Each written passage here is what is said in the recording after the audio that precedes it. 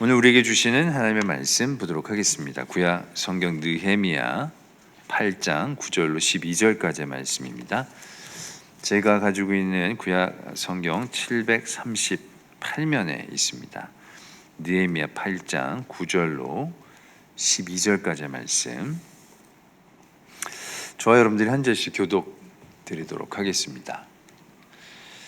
백성이 율법의 말씀을 듣고 다 우는지라. 총독 느헤미야와 제사장 겸 학사 에스라와 백성을 가르치는 레위 사람들이 모든 백성에게 이르기를, 오늘은 너희 하나님의 여호와 성일이니 슬퍼하지 말며 울지 말라 하고,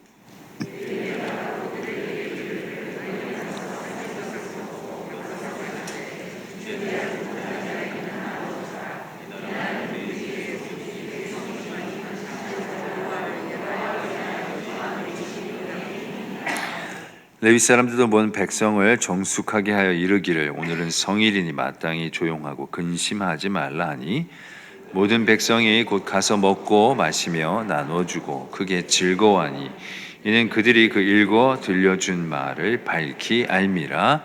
아멘. 하나님의 말씀입니다. 네, 오늘도 하나님의 은혜가 여러분과 함께 하시기를 바랍니다.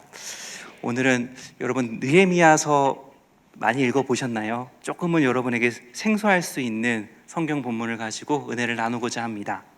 이 느헤미야서 앞에는 여러분 에스라서라고 있습니다. 이게 에스라와 느헤미야가 사실은 하나의 성경책인데요, 원래 한 권의 책이었는데 이 시간이 지나면서 나누어졌습니다. 사실은 하나의 거대한 이야기를 이루고 있는 책이라고 보시면 되는데요, 이 부분이 어느 부분의 이야기냐 하면은 그 이스라엘 백성들이 이제 그 멸망을 하고 나서, 유다가 멸망을 하고 나서 바벨론의 포로로 끌려가지 않습니까?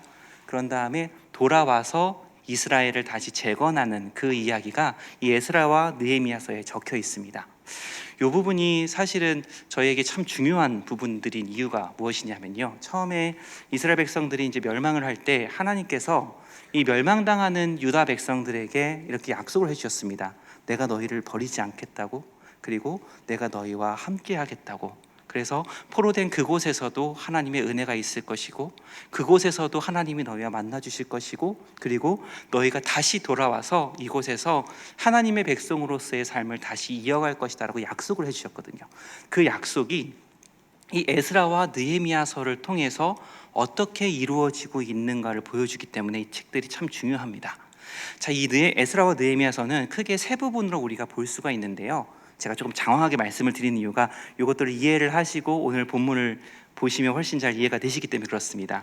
세 부분으로 나눌 수가 있는데, 처음에는 바벨론으로 끌려간 지, 포로 생활된 지 50년 후에 스룹바벨이라는 사람이 일군의 무리를 가지고서 데리고서 이제 이 예루살렘으로 돌아오게 됩니다. 그리고 그곳에서 성전을 재건하는 이야기가 첫 번째 파트로 나오게 됩니다. 자, 두 번째 파트는 여기에서부터 시간이 한참 지난 약 70에서 80년 정도가 지난 후에 학자 에스라가 다시 일군의 무리를 데리고 예루살렘으로 돌아옵니다. 그리고 이 사람이 행한 게 무엇이냐 하면 율법을 세우고 이스라엘 백성으로서의 정체성을 다시금 확립을 하는 아주 중요한 작업이죠. 이 작업들을 이 에스라가 하게 됩니다.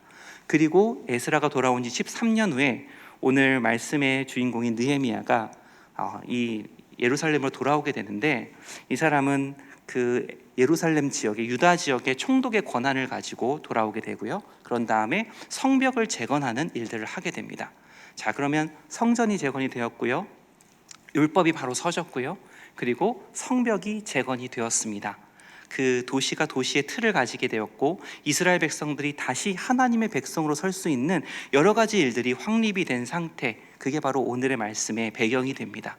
그러니까 어떻게 보면은 하나님께서 이스라엘 백성들에게 주셨던 그런 어떤 약속의 말씀들이 지금 여기서 이루어지고 있는 겁니다. 그리고 그것들이 어느 정도 틀을 갖추고 있는 상태, 그 상태에서 이제 이 학자 에스라와 느헤미야가 이스라엘 백성들을 불러 모읍니다. 이때가 이제 7월 1일이라고 적혀 있는데요, 7월 1일이 어떤 날이냐면 그 이스라엘 백성이 그 달력에서 7월은 아주 거룩한 달입니다. 그러니까 1년 중에 한 달을 거룩하게 구별을 해서 이 달 하나님과 동행하는 달로 이제 이스라엘 백성들이 지켜왔거든요. 그래서 7월 1일부터 이 달에 어떤 절기들이 시작이 되고요.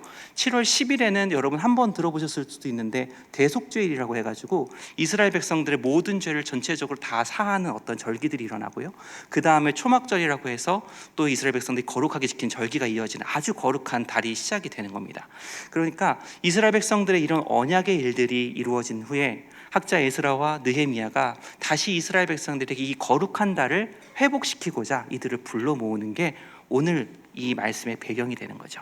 그래서 이스라엘 백성들을 학자 에스라와 느헤미야가 불러 모읍니다. 그리고 거기에서 율법책을 낭독을 하는데, 이 율법책이 우리가 잘 알고 있는 모세오경, 창세기부터 신명기까지의 그 모세오경을 이렇게 읽어줍니다.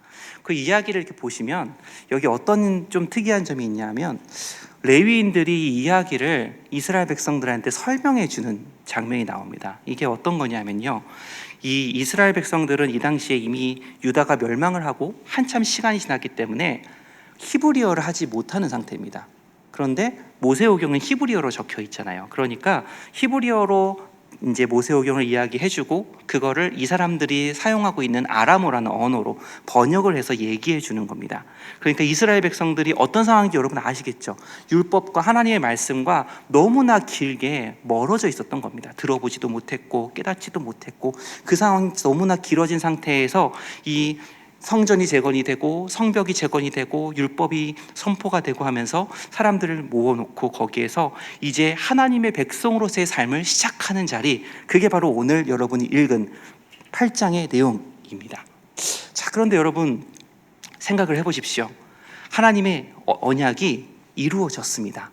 하나님께서 약속하셨던 그 일들이 무려 아주 긴 시간, 70년도 더 지난 시간을 통해서 이게 이루어지고, 이스라엘 백성들이 드디어 하나님 앞에 나와서 이스라엘 백성으로서의 어떤 정체성을 가지고 나아가려고 합니다. 그리고 거기에서 하나님께서 이스라엘 백성들에게 주셨던 하나님의 언약들, 약속들이 지금 선포가 됩니다. 여러분, 이때 이스라엘 백성들의 마음이 어땠겠습니까? 너무나 뭉클하지 않았겠습니까? 너무나 기쁘지 않았겠습니까? 그런데 오늘 말씀을 보시면 9절에 이렇게 시작이 됩니다.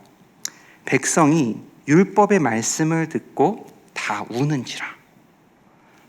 이스라엘 백성들이 하나님의 이 언약의 말씀들, 율법의 말씀들이 선포가 되는데 지금 어떤 반응을 하냐 하면 아주 통곡을 하는 겁니다. 자, 여러분, 왜 이 사람들이 이렇게 통곡을 했을까요?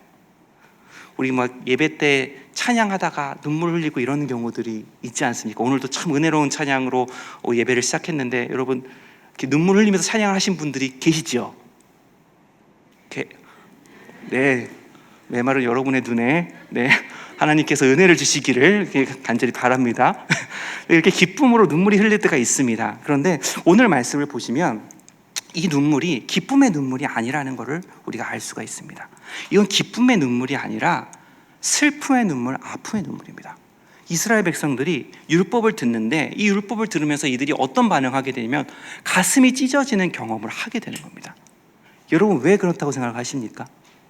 왜 이 사람들이 거기에서 가슴이 찢어지는 경험을 하면서 슬픔의 눈물을 흘렸을까요?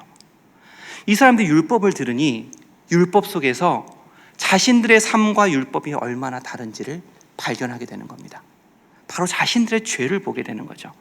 하나님의 율법을 들으니 우리가 이렇게 하나님으로부터 버림을 받고 이스라엘 백성들이 멸망을 당하고 바벨론의 포로 생활을 하고 이렇게 처참한 삶을 살아야 했던 이유가 거기에 다 담겨 있는 겁니다. 그게 단순히 조상들의 죄뿐만이 아니라 그 이후에 우리가 이런 어려움을 당했을 때 다시 하나님께로 돌아갔어야 됐는데, 다시 하나님을 붙들었어야 됐는데, 지금 앞에 내용을 보시면 이미 이들이 율법을 잃어버린 지 너무 한참 됐거든요. 율법을 들어본 적도 없는 상태거든요. 그러니까 그렇게 어려움을 당했으면 다시 하나님께로 돌아갔어야 됐는데 이들이 돌아가지 않은 겁니다. 그런 자신들의 모습들, 하나님과 너무나 다른 자신들의 삶의 모습을 보면서 이들이 지금 마음 가운데 너무나 큰 슬픔이 다가오는 겁니다. 눈물이 다가오고 아픔이 다가오는 겁니다. 여러분, 이런 경험들 해보신 적 있으시죠? 회개할 때, 하나님 앞에 나아갔을 때 지난 한 주간 또 반복되는 죄를 지어요. 또 지난 한 주간에 내가 하나님 앞에서 너무나 잘못된 어떤 일들이 떠올라요. 그래서 하나님 앞에, 하나님, 내가 또 하나님 앞에 이렇게 죄를 가지고 나왔습니다. 하나님 앞에서 이렇게 어려움을 가지고 나왔습니다. 하나님, 나를 용서해 주옵소서. 이렇게 눈물로 우리가 회개 기도할 때가 있지 않습니까? 이스라엘 백성들은 그것보다도 더 깊은 어떤 상처 가운데 지금 나와 있는 겁니다. 하나님의 말씀이 그들 안에 있는 죄를 자꾸만 드러내게 하는 거죠. 그리고 거기에서 지들이 아픔을 느끼고 있는 상태입니다. 그리고 그들이 못을 찢고 눈물을 흘리면서 하나님 앞으로 나아가는 모습들, 이게 지금 우리가 읽은 이 말씀의 첫 번째 모습입니다. 그런데 여러분, 이런 어떤 눈물을 흘리면서 하나님 앞에 회개하며 나아가는 이 모습들, 이것들이 여러분 잘못됐다고 생각하지 않으시잖아요. 그렇죠? 우리가 하나님 앞에서 지은 죄가 있으면, 하나님 앞에서 우리가 잘못이 있으면 하나님 앞에 당연히 회개를 해야 되고 눈물로 하나님 앞에 나아가야 된다고 우리는 생각을 합니다. 그런데 이 말씀 가운데 조금 특이한 이야기들이 그 다음에 이어집니다. 자, 보시면 9절에서 백성이 율법의 말씀을 듣고 다 우는지라 이렇게 눈물로 시작을 하거든요. 그런데 뒤쪽에 보시면 제일 마지막 9절 제일 마지막 부분에 슬퍼하지 말며 울지 말라.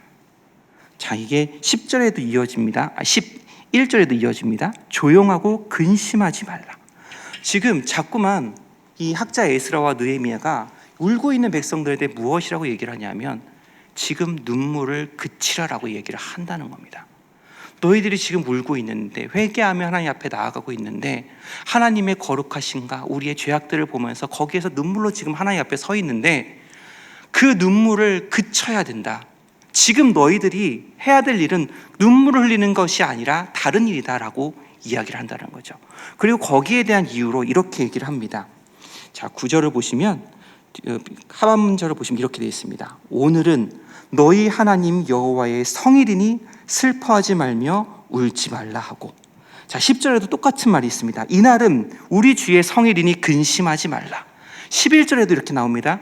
오늘은 성일이니 마땅히 조용하고 근심하지 말라 하니. 자, 왜 이스라엘 백성들에게 울지 말라, 근심하지 말라, 슬퍼하지 말라라고 이야기를 하느냐? 오늘이 우리 하나님 여호와의 성일이라는 거죠. 성일이라는 건 거룩한 날이라는 뜻입니다. 하나님의 날이기 때문에 우리가 여기에서 울면 안 된다, 슬퍼하면 안 된다고 이야기를 하는 겁니다. 여러분, 이게 무슨 말인지 아시겠습니까? 지금 사람들이 울고 있어요. 하나님 앞에서 자신의 죄를 회개하고 슬퍼하며 나아가고 있습니다. 그런데 이 에스라와 느헤미야가 무엇이라고 얘기하냐면 오늘은 우리 하나님이 나와 함께 해주시는 날이다. 우리 하나님의 구원이 나에게 임하는 날이다. 우리 하나님이 나를 구원하셔서 하나님의 그 거룩한 날 가운데 세워주신 날이다. 그러니까 너희들이 눈물의 자리에 있어서는 안 된다라고 얘기를 한다라는 겁니다. 우리가 신앙생활을 해나가면서 회개할 때가 있습니다. 하나님 앞에서 잘못한 것들을 눈물로 기도하고 그렇게 간구하며 나아갈 때들이 있습니다. 그리고 우리가 말씀을 들으면서 우리 안에 찔림이 있을 때도 있습니다. 그런데 여러분, 이 말씀이 지금 우리에게 무엇을 얘기해 주느냐 하면은 하나님의 말씀이 우리에게 이 어떤 은혜를 주시고 우리에게 하나님의 말씀을 전해주시는 이유가 우리가 우리의 죄를 깨닫고 단순히 우리의 죄를 안 다음에 거기에서 회개하면서 슬픔의 자리에 머물게 하는 데 있지 않다라는 걸 이야기하고 있는 겁니다. 하나님께서 왜 우리에게 말씀을 주셨을까요? 하나님이 왜 이스라엘 백성들에게 율법을 주셨을까요? 그들이 너희가 얼마나 큰 죄인인지 깨달아 알아라 라는 의미로 율법을 주셨을까요? 그렇지 않습니다. 하나님께서 우리에게 하나님의 말씀을 주시고 이스라엘 백성들에게 율법을 주신 이유는 그들이 그곳에서 그 죄를 깨닫고 거기에서 벗어나서 하나님께서 우리에게 주시는 은혜가 무엇인지를 깨달아 알고 그 은혜 가운데 거하라고, 그것들을 경험하라고 하나님께서 우리에게 말씀을 주시고 율법을 주신 겁니다. 하나님께서 우리에게 말씀을 주시고 하나님께서 우리에게 은혜를 주신 이유는 우리가 구원받은 백성이라는 기쁨 안에 살아가라고 하나님께서 우리에게 주시는 겁니다. 여러분, 하나님께서 우리가 말씀을 읽어갈 때에 자꾸만 어떤 걸 깨닫게 하십니다. 내 안에 있는 죄들을 발견하게 하십니다. 그리고 그 죄가 내 안에 너무나 아프게 다가올 때도 있습니다. 그런데 하나님께서는 그 자리에서 나와서 하나님의 기쁨의 자리 가운데 있게 하시거든요. 왜 그러냐 하면은 우리가 우리의 죄를 깨닫는 것은, 우리가 우리의 죄를 발견한다는 것은 무슨 의미냐? 하나님께서 덮어주실 하나님의 은혜의 자리를 깨닫는다는 겁니다. 내가 어떠한 죄 가운데 있어요. 내가 지금 해결하지 못하는 어떤 아픔들이 있어요.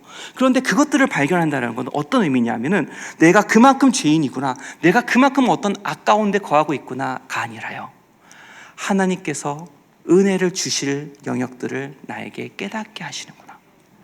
하나님의 은혜를 베푸시고 나를 사랑하신다는 것을 깨닫게 하실 자리를 하나님이 또 주시는구나 라는 겁니다. 그러니까 우리는 우리의 죄를 깨달아야 됩니다. 우리의 죄를 깊이 알아야 됩니다. 우리가 깊이 죄를 알면 알수록 하나님께서 우리에게 주시는 은혜가 우리 눈에 보이게 되는 거예요.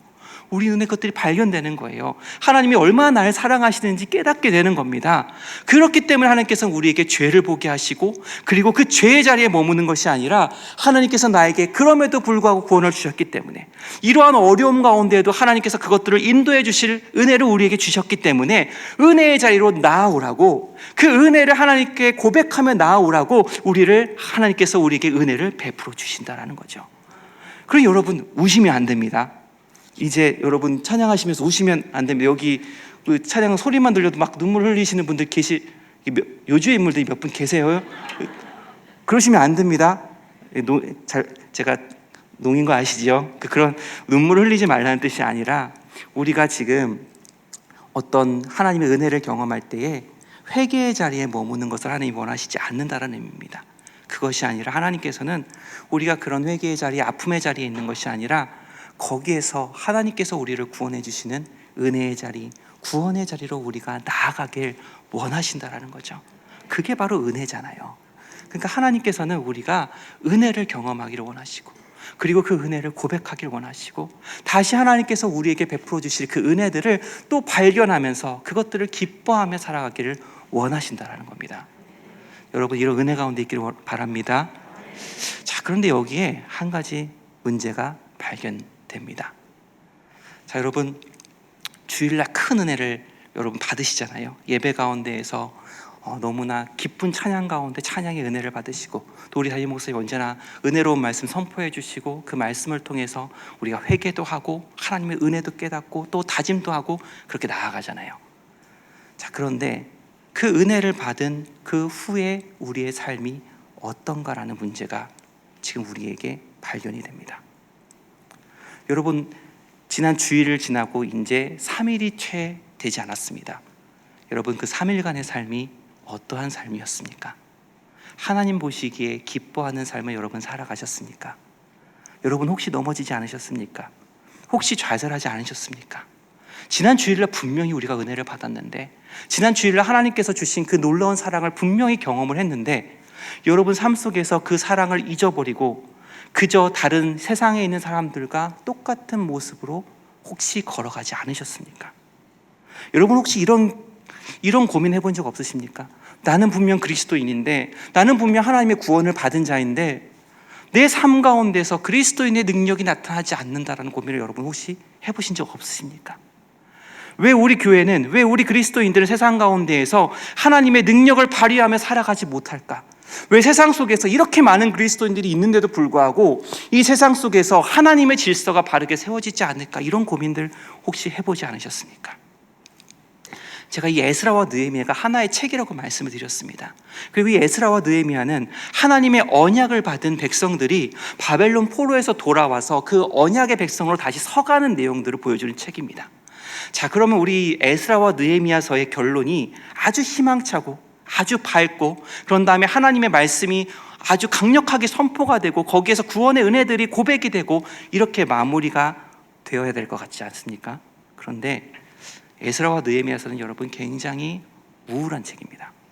왜 우울하냐 하면, 그 바벨론 포로에 의해서 돌아온 백성들이 하나님의 은혜를 분명히 경험을 하거든요. 그런데 그 뒤가 다 실패로 끝나기 때문에 그렇습니다. 자, 스룹바벨이 처음에 와가지고 성전을 재건을 했습니다. 에스라가 율법과 하나님의 백성으로서의 정체성을 바르게 세우는 일들을 했습니다. 그리고 느헤미야가 와서 예루살렘 성벽을 재건을 합니다. 그런데 이 에스라와 느헤미야서의 마지막이 여러분 어떻게 되는지 아십니까? 하나님의 성전에서 하나님의 성전의 어떤 물건들이나 성전에서 이루어져야 할 일들이 제대로 어떤 이루어지지 않는 모습들이 나타납니다. 심지어 성전에 있어서는 안 되는 사람들이 거기에서 거하는 이야기가 나옵니다. 또 안식일을 지켜야 되는데, 율법을 지키며 나아가야 되는데 이스라엘 백성들이 안식일을 무시하며 살아가는 모습을 보입니다. 그리고 성벽에서 사람들이 무엇을 하냐 하면 안식일에 모여가지고 거기에서 장을 열고 거기에서 물건을 팔면서 그렇게 보내는 모습들이 나타납니다. 느헤미야가 그 모습을 보면서 한탄을 하죠. 하나님 앞에 나아갑니다. 하나님, 이들을 어떻게 해야 될까요? 하면서 하나님 앞에 나중에 뭐라고 하면서 이 이야기가 끝나는 줄 아십니까? 하나님, 저는 그래도 열심히 했습니다. 주님, 제가 열심히 했다는 것을 알아주십시오. 이렇게 이야기가 끝이 납니다. 이스라엘 백성들, 이들은 포로기에서 돌아와서 하나님의 언약과 하나님의 은혜를 분명히 경험했습니다. 아주 깊이 있게 경험을 했습니다. 어려움 가운데 성전이 세워지는 경험을 하고, 율법이 선포가 되는 경험을 하고, 성벽이 세워지고 하나님의 은혜가 그 자리 가운데 임하는 것들을 충만하게 경험을 합니다. 그런데 이들의 삶은 어떻게 되었냐 하면 하나님께서 주신 은혜들을 다 잊어버리고요, 그리고 하나님과 상관없는 그 이전의 모습과 똑같은 모습으로 살아가는 것으로 이들의 삶이 마무리가 된다는 겁니다. 대체 무엇이 문제겠습니까? 무언가 지금 이들의 삶 가운데 빠져 있는 겁니다. 하나님의 은혜를 받았지만 그 은혜를 받은 것 이후에 이들의 삶 가운데 반드시 필요한 것이 있는데 그것이 지금 무너져 내렸다는 것을 보여주고 있는 겁니다. 여러분, 무엇이 무너진지 아십니까? 우리 10절을 보시겠습니다. 10절을 보시면 하반절에 이렇게 되어 있습니다. 이날은 우리 주의 성일이니 근심하지 말라. 그리고요, 여호와로 인하여 기뻐하는 것이 너희의 힘이니라. 여러분, 무엇이 빠진지 아시겠습니까? 기쁨이 빠졌습니다. 그런데 이 기쁨의 제목이 무엇인지 이렇게 적혀 있죠. 여호와로 인하여 기뻐하는 것. 이스라엘 백성들이 율법도 받고요, 하나님의 은혜도 받았습니다. 하나님의 기적도 보았습니다. 그런데 그 이후의 삶 가운데 하나님으로 인하여서 기뻐하는 모습이 사라집니다. 지금 이 뒤의 이야기 속에서 하나님 때문에 기뻐하는 이들의 모습은 찾아볼 수가 없습니다. 그리고 그들의 삶이 어떻게 변하냐면 하나님과 상관없는 삶의 모습으로 변해간다는 겁니다. 여러분, 그리스도인의 능력이 어디에 있다고 생각하십니까? 주일날 우리가 예배 가운데 나와서 거기에서 뜨겁게 은혜를 받은 그 은혜에 있다고 생각하십니까? 여러분, 은혜는 그리스도인의 능력이 아닙니다. 여러분이 성경을 너무나 잘 알아서 성경의 지식들이 여러분 머릿속에 엄청나게 많이 쌓이고 그것들로 인해서 여러분이 그리스도인의 능력이 생긴다고 생각하십니까? 우리의 지식은 우리의 능력이 아닙니다. 여러분의 신앙생활의 연수, 여러분의 어떠한 교회에서의 그 직분들, 혹은 여러분이 세상 가운데서 가지는 어떤 능력들, 부와 어떤 그런 여러분이 자랑할 만한 것들, 그것들은 그리스도의 능력이 아닙니다. 그리스도인의 능력이란 무엇이냐? 여호와로 인하여서 기뻐하는 것이고 거기에서 나타나는 하나님의 능력입니다. 예전에 담임 목사님께서 설교 중에 이렇게 말씀하신 적이 있는데, 여러분, 예수 그리스도의 십자가 사건에 대해서 여러분 분명하게 아주 정확하게 아셔야 되는 부분이 있습니다. 그것이 무엇이냐 하면 예수님은 십자가에 달려 죽으신 다음에 부활하신 것이 아닙니다. 예수님의 사역은 하나님의 말씀에 순종하여서 하나님을 기뻐하고 하나님과 함께 그 길을 끝까지 걸어가신 게 예수 그리스도의 사역입니다. 그래서 죽기까지 우리를 사랑하신 게 우리 주님의 사역이었고 그것이 바로 십자가 사건입니다. 그런데 그 이후에 어떤 일이 일어나냐면 하나님께서 예수 그리스도를 살려주십니다. 하나님께서 우리 주님을 부활시키십니다. 그러니까 주님께서 하나님의 말씀에 순종하고 하나님을 기뻐하고 하나님과 동행하는 그 길을 걸어가니 하나님께서 그 길 가운데 하나님의 능력을 보여주시는 것이 바로 우리 주님의 역사, 주님의 사역의 핵심인 겁니다. 그 이후에 사도들이 무엇을 경험하냐 하면 예수 그리스도의 삶 가운데서 하나님이 역사하셨구나, 그리고 그것들을 세상 가운데 전하면서 우리 주님이 정말로 우리의 구원자셨다, 예수가 정말 우리의 그리스도였다라는 것들을 선포하며 나아갔더니 거기에서 하나님의 능력이 나타나는 것들을 바라보게 됩니다. 자, 그리스도인의 능력이 무엇이냐? 그것은 하나님께서 우리에게 맡기신 것들, 하나님께서 우리에게 바라시는 것들을 우리가 하나님 앞에서 기뻐하면서 하나님을 신뢰하면서 그것들을 선포하고 세상 가운데 전하고 그렇게 하나님과 동행하며 걸어갈 때에 그 가운데 나타나는 하나님의 능력인 겁니다. 하나님의 능력이 우리 안에 나타날 때 그것이 그리스도의 능력이 되는 거죠. 우리의 능력을 키우는 게 아닙니다, 여러분.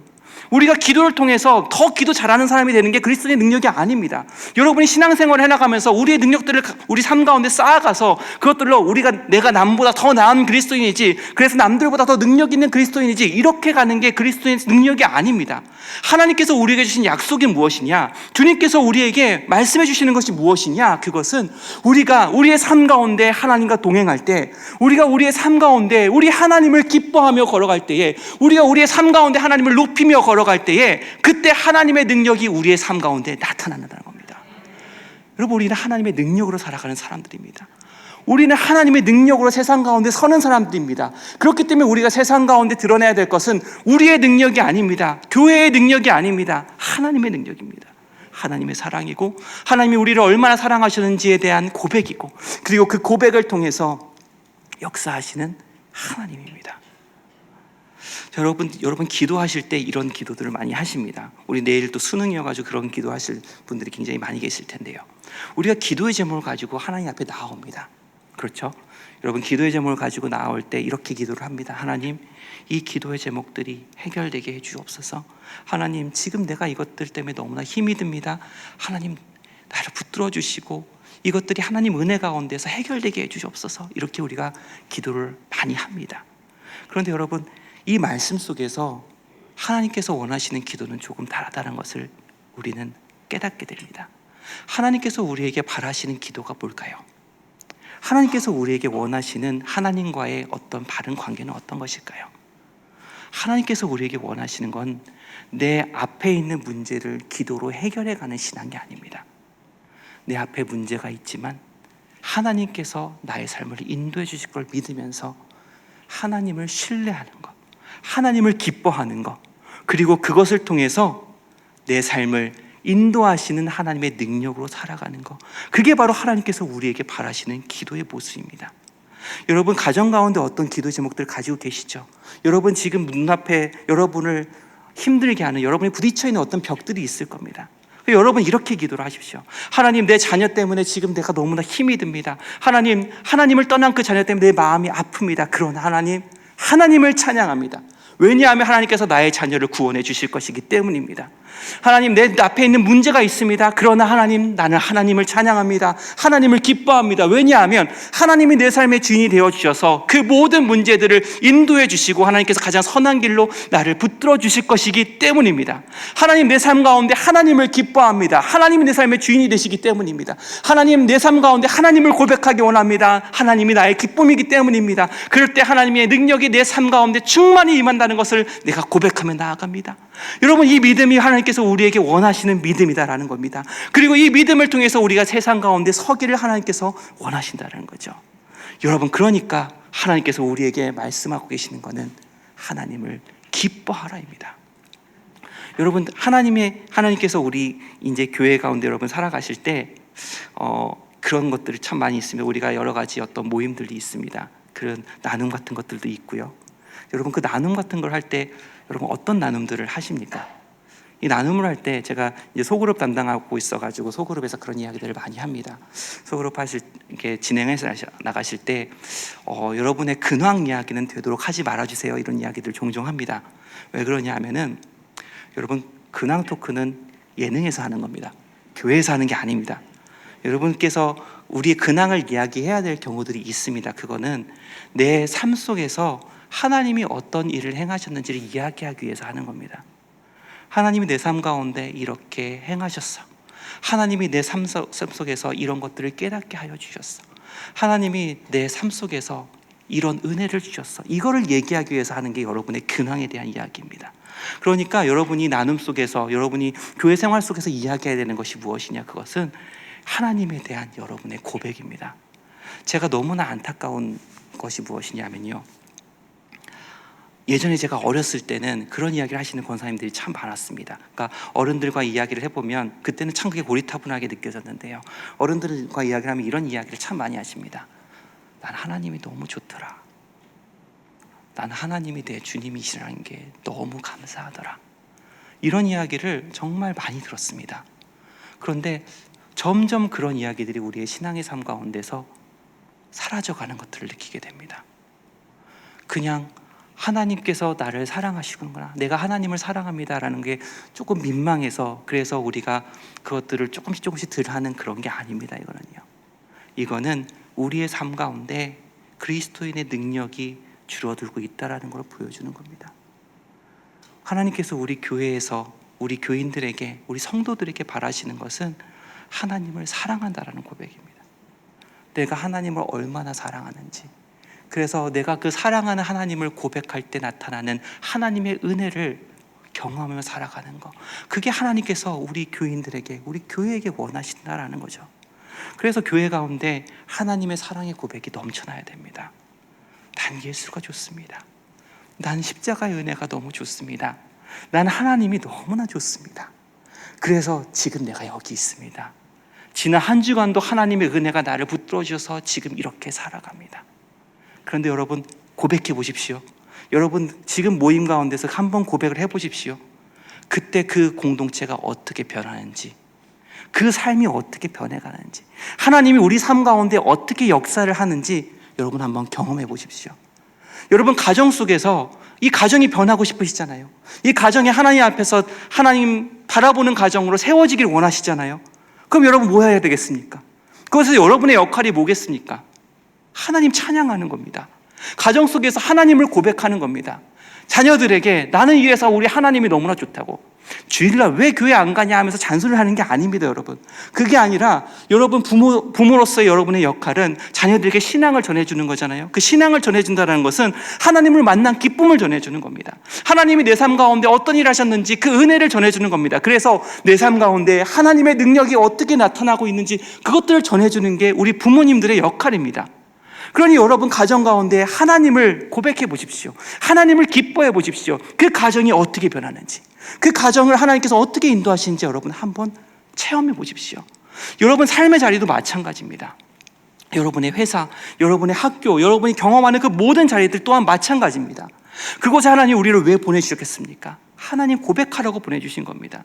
하나님 그곳에서 하나님의 은혜를 얘기하라고 보내주신 겁니다. 하나님 때문에 내가 얼마나 좋은지, 내가 하나님을 얼마나 사랑하는지, 하나님이 나에게 어떤 은혜를 주셔서 나를 이 자리 가운데 불러주셨는지, 인도해 주셨는지, 그것들을 고백하라고 여러분들을 그 자리 가운데 보내주신 겁니다.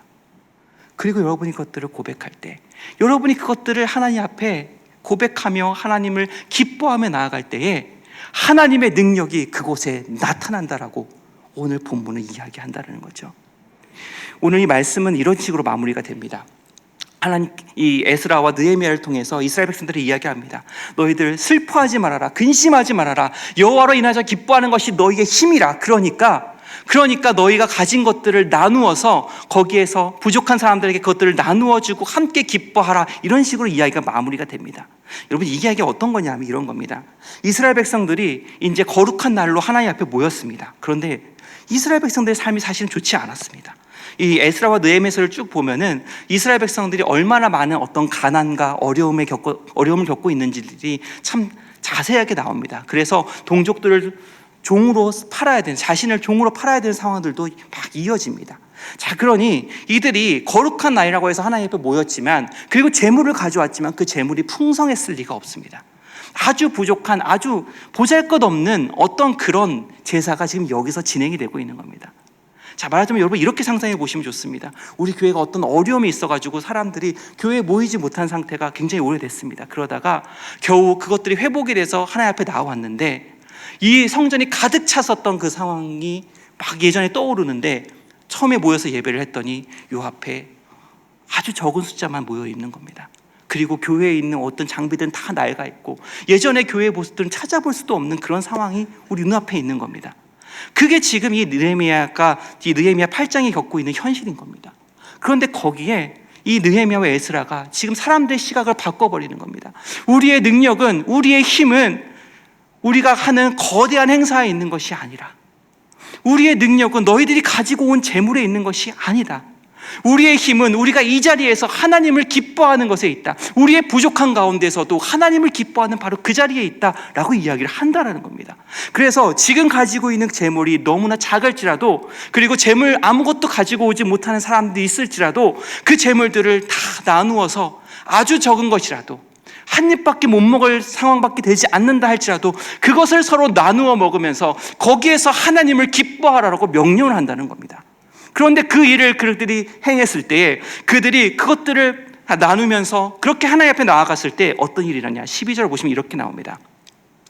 모든 백성이 곧 가서 먹고 마시며 나누어 주고 크게 즐거워하니, 그들이 그 작은 것들을 먹고 마시고 나눌 때 그들 가운데 하나님의 기쁨이, 하나님의 능력이 찾아오는 것을 경험하는 겁니다. 그리고 이는 그들이 그 읽어 들려준 말을 밝게 함이라. 하나님의 말씀들이 그들의 삶 가운데에 자리를 잡고 그들의 마음을 변화시킨 것들을 지금 경험하게 되었습니다. 작은 것들, 우리 인간적인 눈으로 봤을 때는 너무나 부족한 것들, 세상의 사람들이 손가락질할 만한 그 작은 것들, 하지만 그 작은 것 안에서 하나님을 기뻐할 때에, 그 작은 것 안에서 하나님을 찬양할 때에 하나님의 능력이 그들의 삶을 가득 채우고 그 제사의 자리가, 그 성결하게 하는 그 자리가 하나님 앞에서 온전해지는 것들을 경험하게 되었다는 것이죠. 여러분, 여러분의 삶이 이러합니다. 우리의 삶의 법칙은 이러합니다. 우리가 가지고 있는 것들로 그리스도의 능력을 발휘하며 살아가는 것이 아닙니다. 우리가 기뻐할 때에, 우리가 하나님을 기뻐하며 하나님을 감사할 때에, 우리가 하나님을 찬양할 때에 거기에 하나님의 능력이 나타납니다. 그 능력으로 살아가는 게 우리 그리스도인입니다. 우리 자녀들 어떤 그리스도인 여러분 세워가기를 원하십니까? 어떤 것들을 해나가고 어떤 것들을 이룩해 나가고, 그래서 하나님 안에 하나님 어떤 은혜들을 가득 채우면서 그렇게 살아가는 그리스도인 여러분 세우기를 원하십니까? 하나님은 거기에서 한 걸음 더 나아가기를 원하십니다. 그것은 무엇이냐? 채우는 것이 아니라 하나님을 기뻐함으로 말미암아, 하나님을 찬양함으로 말미암아 그 삶 가운데 하나님께서 인도하시는 하나님의 은혜가 가득한 그 삶을 걸어가는 자녀가 되기를 원하십니다. 여러분, 이런 은혜가 여러분에게 임하기를 원합니다. 여러분께서 하나님을 고백하는 사람들 되기를 원합니다. 여러분, 하나님을 찬양하는 사람들 되기를 원합니다.